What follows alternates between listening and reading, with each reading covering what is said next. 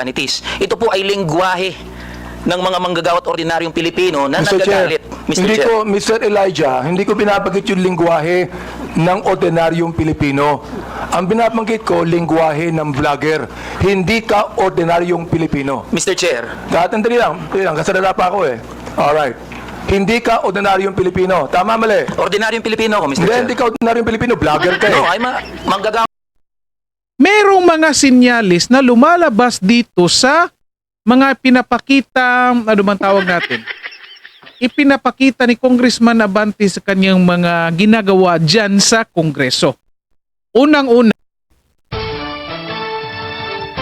Okay, magandang araw po sa inyo lahat and welcome po dito sa ating Tatabunun PH channel mga kababayan. Sorry yung button na delay. And then nandito na po tayo para sa ating panibagong reaction video ngayon mga kababayan natin. Ito, pag-usapan natin. Pag-usapan pa rin po natin yung nangyari doon sa Tri-Committee hearing kanina mga kababayan. April 8, 2025. Okay? Patungkol pa rin ito sa pinapakita ni Congressman Abante mga kababayan. Okay? Ito, sabihin natin performance ito ni Congressman Abante doon sa Tri-Committee hearing mga kababayan. Ako baka ipatawag tayo ni Congressman Abante kapag galit na galit siya kapag siya yung pinag-uusapan dito mga kababayan. Bakit? Ano ba nangyari doon sa Tri-Committee hearing mga kababayan? Ako, may nakita tayong hindi magandang yun kaya nga pinag-usapan natin. May nakita tayong hindi magandang pangitain mga kababayan kasi para lumalabas dito na mataas yung tingin ni Congressman Abante sa kanyang sarili. Bakit? Hindi nyo ba napansin mga kababayan yung mga performance Congressman Abante? Ito papakita natin mga kababayan. Okay, by the way, bago natin umpisahan ito, maiksi lang itong video natin mga kababayan. Stay tuned kayo hanggang sa huli kasi i-discuss natin yung kung anong nakita natin dito at bakit napatanong tayo na bakit parang mataas yung tingin ni Congressman Abante sa kanyang sarili. Okay? Again, stay tuned kayo. By the way, paki-like and share ng video natin mga kababayan para makita din ng iba. And then mag-comment kayo kung ano sa tingin nyo dito, kung anong masasabi yun dito kay Congressman Abante para of course malaman din natin mga kababayan. Okay, of course, sa lahat na nakapag-subscribe na palakpakan. Ito mga kababayan, ma-excellent tong video natin. Napakita ko na ito sa unang video ko mga kababayan. Pero itong parte lang ipakita ko mga kababayan para makuha nyo yung konteksto. Okay? So, ito, pasahan natin. Again, Ms. Cruz, do you believe that freedom of expression is not absolute? Yes, Mr. Chair. You do? Of I'd course, like to Mr. ask the other bloggers if they also believe that. Yes, Mr. Chair. You also believe that? Okay. Sir, Now, there's always a limitation. Ms. Cruz said, yung kanyang statement sa YouTube, no? Na profanities, insults, malicious is a healthy discourse. Gusto kong tanungin yung mga bloggers natin. Do you agree with her on that? Yes. That profanities, insults, and malicious accusations is a healthy discourse and a part of the freedom of expression? We would like to ask every blogger to answer me yes or no if they believe in that. Mr. Chair, can I be recognized? Yes. Mr. Chair, no other than the highest court of the land has repeatedly said na hindi po masama ang pagmumura, lalong-lalo na sa mga pampublikong opisyal, especially kung ang pinatutungkulan po ay yung official functions nila. Not the person, but their official functions, Mr. Chair. So yun po ang paninindigan, lalong-lalo na po namin bilang mga manggagawa, dahil kahit meron pong TikTok, Facebook o social media, sa komunidad po, yan ang lengguwahe ng mga manggagawa at ordinaryong Pilipino na nagagalit. Hindi po kasalanan ng mga vlogger o ng mga gumagamit ng Facebook, TikTok, X o kung ano pa mang social media platforms kung bakit merong ganito na mga pagmumura o profanities. Ito po ay lengguwahe ng mga manggagawa at ordinaryong Pilipino na nagagalit. Mr. Elijah, hindi ko binabanggit yung lingwahe ng ordinaryong Pilipino. Ang binabanggit ko, lingwahe ng vlogger. Hindi ka ordinaryong Pilipino. Mr. Chair, Dali lang, kasalala pa ako eh. Alright. Hindi ka ordinaryong Pilipino. Tama, mali. ordinaryong Pilipino ako, Mr. Hindi, Chair. hindi ka ordinaryong Pilipino. Vlogger ka eh. No, ay manggagawa ko, Vlogger Mr. ka. Chair. Lahat ba ng ordinaryong Pilipino, vlogger? Mr. Chair, manggagawa ko ako Andali lang, na may andali lang. platform ho. Andali lang. Ordinaryong Pilipino ho, Andali Mr. lang. Chair. Vlogger ka eh. Point of order. We have our rules here. I think the resource person cannot answer without being recognized by the chair. Sorry, Mr. Chair. Okay, to all reminder to all resource persons, let the interpolator finish. Oh, anyway, stop muna natin dyan mga kababayan. Ako. Well, anyway, una-unang punto mga kababayan, ito pag-usapan niya. Sabi ko nga, maiksi lang ito mga kababayan. At ito pag-uusapan natin kagad. By the way, nagsalita, I think si Congressman Acop yun mga kababayan kasi parang tinutulungan na si Congressman Abante mga kababayan. Well, anyway, ito, pag-usapan natin mga kababayan. Ilagay ko lang muna sa tamang context mga kababayan. Bago niyan, naipakita ko sa unang video ko na kung saan sinasabi ng isang vlogger ni si Joey Cruz, sinasabi niya na healthy discussions except yung mga sinasabi niya, healthy discussions except kung may sinasabihan malicious intent na. Okay? Yan yung sinasabi. Yet, ang kinakover dito ni Congressman Abante mga kababayan ay yung part na kung saan I think mali yung pagkadinig niya na kung saan sinabi niya na yung malicious intent ay parte pa rin ng healthy discussions. Again, para sa akin, mali yung pagkadinig niya. Para sa akin ha, yet ginamit pa rin niya yan. Okay, at ito na nga, tinanong niya itong mga resource person kung ano sa tingin nila. At itong isang vlogger, itong si Elijah San Fernando mga kababayan, nagsabi nga na kung saan yung ginagamit na sabihin nating profanity mga kababayan ay common yan ang ginagamit ng mga ordinaryong Pilipino.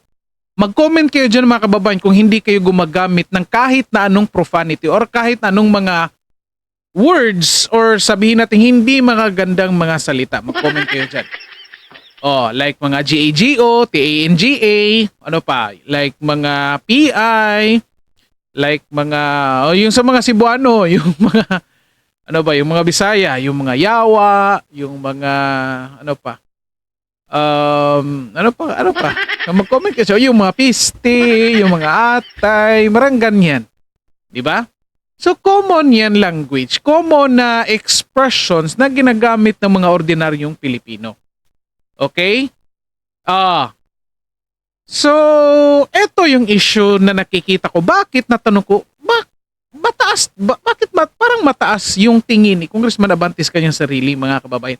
Kasi, sinasabi nitong si Elijah San Fernando, common language ito ng mga ordinaryong Pilipino. Kasi kaming mga vloggers ay ordinaryong Pilipino.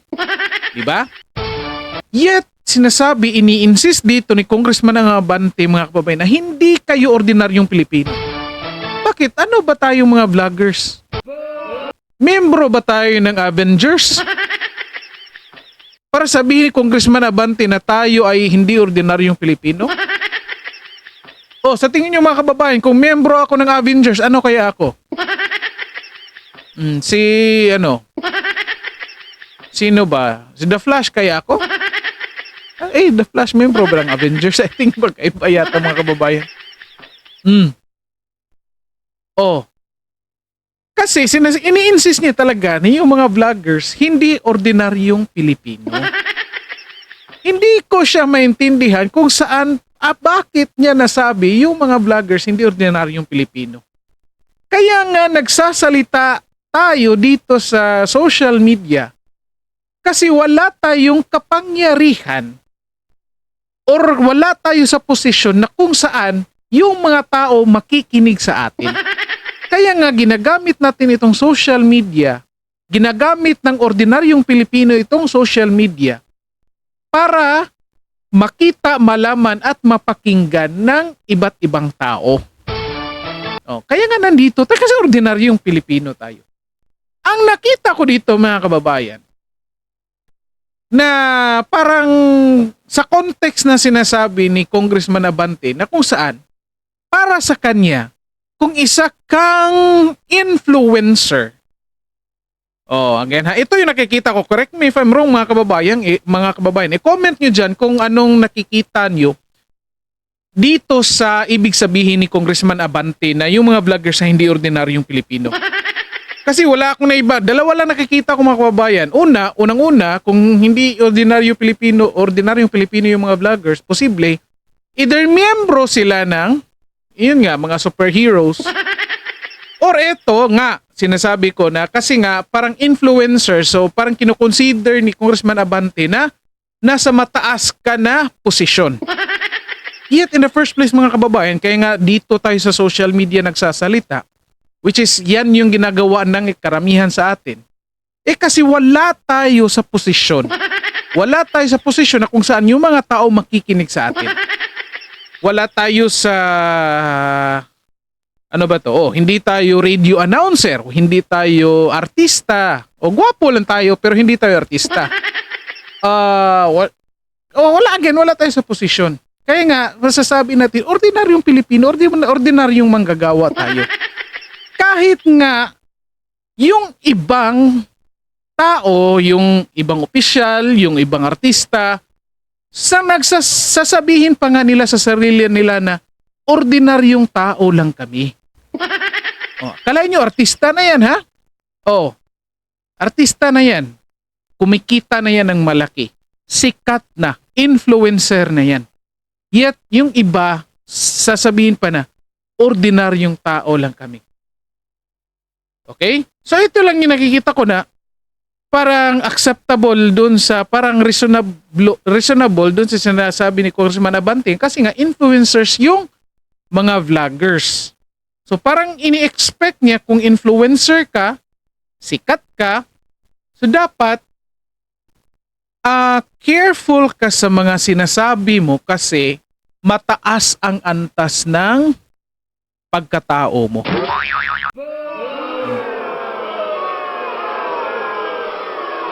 Okay? So parang nagiging nasa authority ka. Yan yung parang pinili kong intindihin talaga mga kababayan ha. Yan yung parang naintindihan ko sa gustong ibig sabihin ni Congressman Abante. At delikado ito mga kababayan para sa akin ha. Delikado ito. Bakit? Kasi kung anong sinasabi mo o iniisip mo, reflection niya ng sarili mo. At ito sinasabi ni Congressman Abante, nasa posisyon kayo na mag-influensya ng tao. Nagiging authority yung mga sinasabi niyo. So hindi na kayo ordinaryong Pilipino. Parang ganyan yung gusto niya ibig sabihin. Delikado bakit? Kasi mga kababayan, delikado siya lalo na kung ikaw ay public official. Katulad ni Congressman Abante. Katulad ni Congressman Abante kasi in the first place, influencer ka na, nasa authority ka, nasa posisyon ka pa. Dalawa, tatlo. Actually, dalawa lang. Pwede mo pag-isahin yung isa. Yung dalawa pala, sorry. Influencer ka, nasa authority ka. Di ba? Nasa posisyon ka pa. Ayan, isiparit na natin. Nasa posisyon ka pa na gumawa ng batas at baguhin kung anong gusto mong baguhin na ayaw mo katulad ng ginagawa ninyo dito sa tri-committee hearing. Reflection yan. So, sinabihan mo yung ibang tao na nasa ganito ka, so mataas ang antas mo, hindi ka ordinaryong Pilipino. So, most likely, yan yung iniisip mo sa sarili mo. Okay? Ito. Kaya pala, mga kababayan, hindi nakapagtataka ngayon kung bakit merong mga sinyalis na lumalabas dito sa mga pinapakita, ano man tawag natin, ipinapakita ni Congressman Abante sa kanyang mga ginagawa dyan sa Kongreso. Unang-una, parang medyo, ito nga, mataas ang tingin sa sarili, mga kababayan. Okay? Bakit? Palaging binubuhat yung kanyang upuan. Hindi literal mga kababayan ha. ibig kong sabihin, ano bang Cebuano kasi tayo mga kababayan, ang hirap i-ano eh. Oh, ano bang Tagalog niyan? Oh, parang basta. Oh. Oh, parang pinaano niya yung sarili niya na siya lang yung magaling. Okay? O marami nang pangyayari. Nung last tri-committee hearing mga kababayan, sinabihan niya yung isang vlogger, tinanong niya isang vlogger, magkano ba tax mo? Sabihin mo kung magkano ang tax mo, sasabihan kita kung magkano ang tax ko. Anong tawag niyo dyan? Anong tawag niyo dyan? Di ba ano ba yan? Mapagmataas yan? At ito pa, mga sinyalis mga kababayan, pinuputol ni Congressman Abante, sabihin natin at ng ibang kongresista, yung mga resource person na nagsasalita at sumasagot. Hindi pinapatapos. Okay? At kung sila naman yung magsasalita at sasagutin naman ng resource person, binabara yung resource person, sabihin na oras ko pa ito. Nagsasalita pa ako. Ano tawag niyo dyan? Anong mga manifestation niya? Oh. At ito pa. Pinapagalitan yung mga resource person na nandyan. Resource person niya nga tawag natin dyan eh. Oh, try nyo mag-attend ng seminar or mag-organize ng seminar or workshop, mag-invite kayo ng resource person. Tapos, pag nagpresenta na ng mga topics na expert nila, kung saan sila eksperto, tapos papagalitan ninyo. Hindi nyo papatapusin. Oh. Ganyan ba dapat ugali natin sa mga resource person? Oh. Anong tawag nyo dyan? At ito pa mga kababayan, panghuli na.